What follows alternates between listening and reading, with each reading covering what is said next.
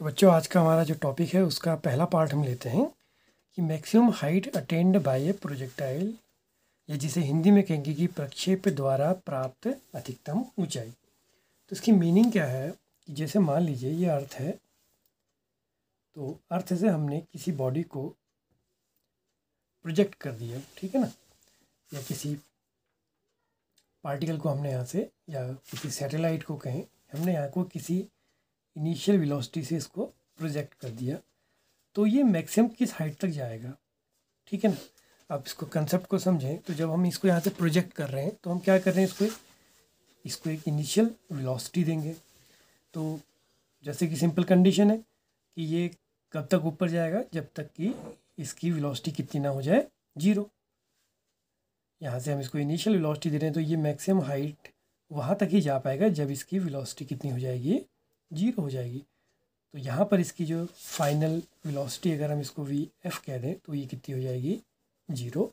और late initial velocity अगर हम वी एज्यूम कर लें, और सपोज कीजिए कि ये मैक्सिमम हाइट जो ये गेन करता है, ये कितनी करता है, एच करता है। अब कंसेप्ट जो है हमने शुरू से क्लियर कर दी है कि यहाँ इसको हमने इनिशियल वेलोसिटी से भेजा है। तो सपोज कीजिए अर्थ के सरफेस पर है, let the radius of earth be R और मास बी एम ई। तो जब ये इसके सरफेस पर है तो यहाँ पर क्या है, इसमें पोटेंशियल एनर्जी भी होगी और काइनेटिक एनर्जी भी होगी, ठीक है। तो जब हम इनिशियली बात करेंगे तो इस पॉइंट को अगर हम ए एज्यूम कर लें, तो इस पॉइंट ए पर इस पर दो एनर्जी हैं, पोटेंशियल प्लस काइनेटिक। तो पोटेंशियल कितनी होगी, माइनस जी एम ई, और इसका मास अगर हम स्मॉल एम कैलकुलेट कर लें, एज्यूम कर लें, तो ये तो इसकी पोटेंशियल होगी, और हाफ एम वी स्क्वायर इसकी काइनेटिक हो गई। इसके बाद ये जब इस पॉइंट तक जा रहा है, लेट दिस पॉइंट बी, तो यहाँ पर क्या होगा कि इसकी वेलोसिटी तो 0 हो गई। तो मीनिंग क्या है कि यहाँ पर जब बी पॉइंट की बात करेंगे तो यहाँ पर भी इसकी दो एनर्जी हुई, पोटेंशियल प्लस काइनेटिक। पोटेंशियल तो हो जाएगी minus G M E M upon, अब हाइट कितनी होगी इसकी, एच होगी, तो टोटल जो सेंटर से डिस्टेंस होगी आर ई प्लस एच, और काइनेटिक 0 हो जाएगी, क्योंकि मैक्सिमम हाइट तभी मिलेगी जब उसकी फाइनल वेलोसिटी उस पॉइंट पर 0 हो जाएगी।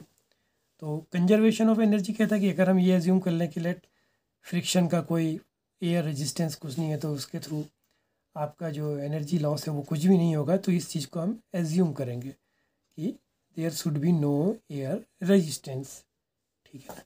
यहाँ पर हम क्या करेंगे, एयर का जो प्रतिरोधक बल है उसको हम कितना मान लेंगे, 0 एज्यूम कर लेंगे। तो ये हमें एज्यूम करके चलना पड़ेगा।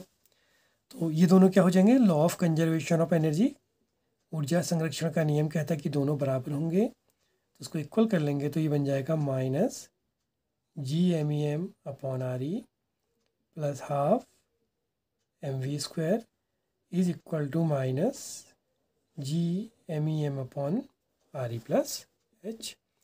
तो इसको इधर ले लेते हैं, तो ये सेपरेट करके बन जाता है half M V square is equal to minus G M E M upon R E plus H, और ये हो जाएगा plus G M E M upon R E. इसको सॉल्व कर लें तो G M E M common ले लेते हैं, तो ये बन जाएगा 1 upon R E minus 1 upon R E plus H.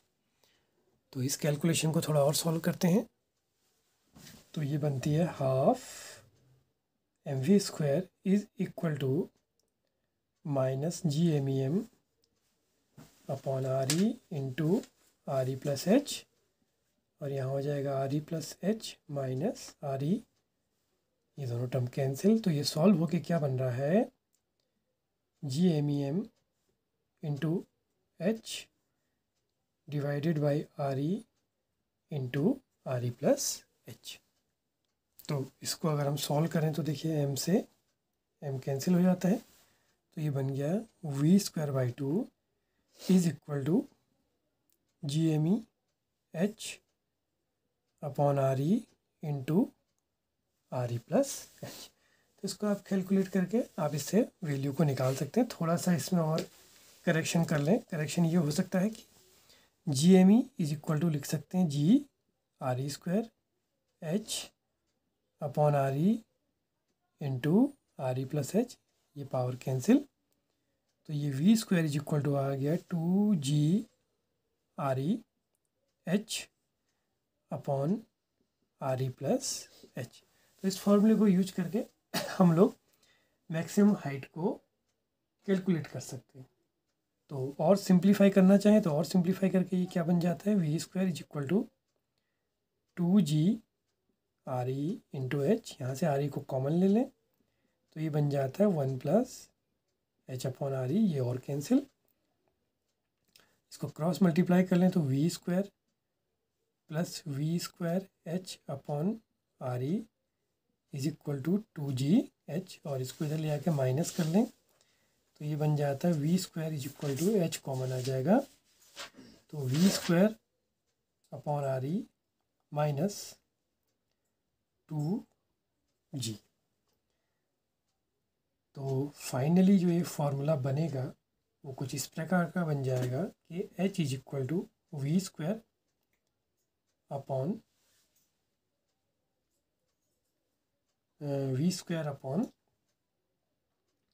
To G V square by 2 minus V square upon R E minus 2 G. इस फॉर्मूले से हम लोग क्या कर सकते हैं, मैक्सिमम हाइट को कैलकुलेट कर सकते हैं। तो बच्चों हमारा अगला टॉपिक है और इस चैप्टर का लास्ट टॉपिक है एस्केप वेलोसिटी, या जिसको हम कहेंगे पलायन वेग। तो ये हमारा जो अभी हमने पढ़ा था कंजर्वेशन ऑफ एनर्जी से हमने मैक्सिमम हाइट निकालना सीखा था, लगभग वही कंसेप्ट इसमें फिर रिपीट होगी। तो पहले तो समझते हैं कि पलायन वेग है क्या। पलायन करने का अर्थ जैसे कि नाम ही है, किसी चीज़ का चले जाना। तो यहाँ पर इसकी कंसेप्ट क्या है कि लेट ये अर्थ है, मास एम ई और रेडियस आर ई। अब आपने क्या करा है, एक आपके पास कोई बॉडी है, आपने इसको यहाँ से अर्थ के बाउंड्री से बाहर ले जाना है, यानी कि अर्थ के ग्रेविटेशनल फील्ड के अपोजिट ले जाना है। तो मीनिंग क्या है कि अगर आप इसको वेलोसिटी देते हैं, जैसे कि अभी हमने पढ़ा यहाँ पर इसमें एक पोटेंशियल एनर्जी भी है और प्लस हमने इसको वेलोसिटी दी कोई, तो काइनेटिक एनर्जी भी हुई। अब क्या होता है कि जैसे जैसे ये ऊपर को जाता है तो इसकी काइनेटिक एनर्जी डिक्रीज करती जाती है और एक पॉइंट पे जाके जीरो हो जाती है। अब सपोज कीजिए कि हमने इसको कुछ ज़्यादा स्पीड से फेंका, तो क्या होगा, धीरे धीरे इसकी जैसे जैसे ऊपर को जाएगी वेलोसिटी कम होती जाएगी। तो अगर ये हमारे अर्थ के जैसे हमें पता है कि हमारे अर्थ का जो ग्रेविटेशनल फील्ड है, तो उसकी इंटेंसिटी के लिए जब हम निकालते हैं तो I is equal to F by M फॉर्मूले से अप्लाई करते हैं, तो वो आता है G M E M upon R square और डिवाइडेड बाई एम करेंगे तो ग्रेविटेशनल फील्ड क्या है, आई जीरो की ओर कब टेंड करेगा, जब ये आर क्या हो जाएगी, इन्फिनिटी की ओर टेंड करेगी। तो ग्रेविटेशनल फील्ड की इंटेंसिटी क्या है, या सामान्य भाषा में ग्रेविटेशनल फील्ड को अगर हम कह दें तो वो कहीं इनफाइनाइट में जाके जीरो हो जाएगा। तो बॉडी जब तक फील्ड के अंदर है तब तक कहीं ना कहीं वो इसके अट्रैक्शन में वो एस्केप नहीं कर पाएगी। तो एस्केप करने के लिए क्या है कि उसका कहाँ पहुँचना ज़रूरी है, इनफाइनाइट में। तो एस्केप वेलोसिटी की कंसेप्ट यही है कि वह मिनिमम वेलोसिटी जिसके थ्रू किसी बॉडी को प्रोजेक्ट करें और वो कहाँ पहुँच जाए, इन्फिनिटी पे पहुँच जाए। तो जैसे कि आप कंसेप्ट को देख रहे हो कि उसकी वेलोसिटी धीरे धीरे कम होगी, तो इन्फिनिटी में पहुँच की वेलोसिटी कितनी होगी, उसकी जीरो होगी। तो इन्फिनिटी में वेलोसिटी जीरो होने की मीनिंग क्या है, एक तो इन्फिनिटी में पोटेंशियल एनर्जी भी कितनी हो जाएगी, जीरो हो जाएगी। काइनेटिक एनर्जी भी इन्फिनिटी पे कितनी हो जाएगी, जीरो हो जाएगी। पोटेंशियल क्यों जीरो होगी, क्योंकि पोटेंशियल एनर्जी की कंसेप्ट क्या है, G M M upon R आता है। As R tends to infinity then U also tends to zero. और सिमिलरली काइनेटिक क्यों जीरो होगी, क्योंकि वहाँ पर जाके उसकी वेलोसिटी जीरो हो गई है। तो ये वो मिनिमम स्पीड जिसके थ्रू ये बॉडी इनफाइनाइट पहुँच जाती है, उसको वेलोसिटी को कहते हैं एस्केप वेलोसिटी, और लेट उसको हमने कह दिया वी ई। अब हम इसकी कैलकुलेशन करते हैं। कैलकुलेशन कोई टिपिकल नहीं है, वो सिर्फ कंजर्वेशन ऑफ एनर्जी पर ही बेस्ड है, जो कि हमारा पहला टॉपिक था। तो इसको अब हम कैलकुलेट करते हैं। तो हमारे अर्थ के सरफेस पे at the surface of earth की अगर हम बात करें तो हमारी जो टोटल एनर्जी होगी वो क्या हो जाएगी, काइनेटिक प्लस पोटेंशियल। तो बिल्कुल सरफेस पे लिए तो minus G M E M upon R E, और ये काइनेटिक एनर्जी हमने दी जिसको हमने उसकी एस्केप वेलोसिटी वी ई कहा। फिर हम इन्फिनिटिव की बात करेंगे तो इन्फिनिटिव पर तो दोनों के दोनों कितनी हो जाएंगी, 0 हो जाएंगी।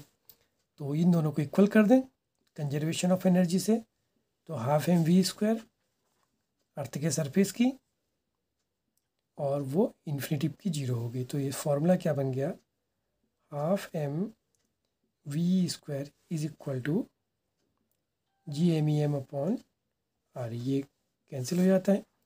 तो फॉर्मूला क्या बना कि V E square is equal to 2 G M E upon R E, या इसका स्क्वायर रूट ले लें तो V is equal to 2 G M E upon R E. एक फार्मूला तो इसका ये बन गया, और दूसरा फार्मूला इसका क्या बन जाता है, हमें पता है कि G M E is equal to G R E square.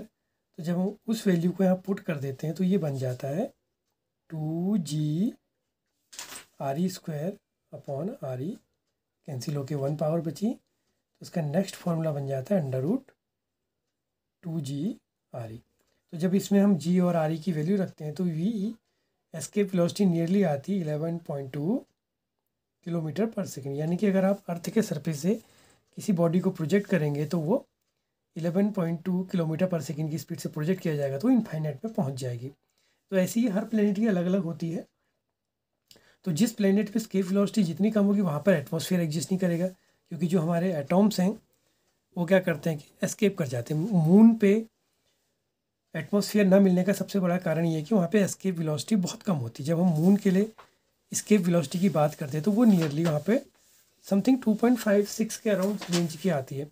तो इससे ज़्यादा एनर्जी तो मॉलिक्यूल्स की थर्मल एनर्जी होती है। तो इसीलिए वहाँ पर क्या होता है कि सर्फ एटमॉस्फेयर नहीं पाया जाता। क्यों? क्योंकि ये जितने भी मॉलिक्यूल्स हैं, एटम्स हैं, वो सरफेस को लीव करके चले जाते हैं।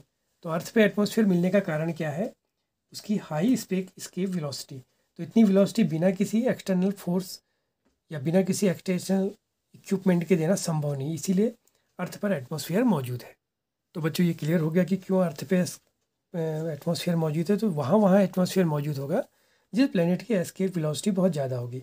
जो थर्मल एजिटेशन वेलोसिटी होती है मॉलिक्यूल्स की, अगर वो एस्केप वेलोसिटी से ज़्यादा होगी तो मॉलिक्यूल्स हमारे अर्थ के एटमॉस्फेयर या उस प्लेनेट के एटमॉस्फेयर को छोड़ देंगे, तो इसलिए वहाँ पर एटमॉस्फेयर नहीं मिलता। अब एक रिलेशनशिप्स और देख लें, वी ई एस्केप वेलोसिटी और ऑर्बिटल वेलोसिटी का। तो एस्केप वेलोसिटी अभी हमने निकाली under root 2 G R E, और जो ऑर्बिटल वेलोसिटी होती है वो होती है अंडर रूट जी आर ई। इन दोनों को डिवाइड कर दें तो देखिए पूरा कैंसिल हो जाता है। तो V E upon V O is equal to √2, या हम ये कह सकते हैं कि जो एस्केप वेलोसिटी है वो ऑर्बिटल वेलोसिटी की √2 टाइम्स होती है। तो बच्चों ये हमारा चैप्टर फिनिश हो चुका है। Motion in A satellite, gravitation का ही सेकेंड पार्ट था। अब हम नेक्स्ट चैप्टर मंडे से शुरू करेंगे। Thank you.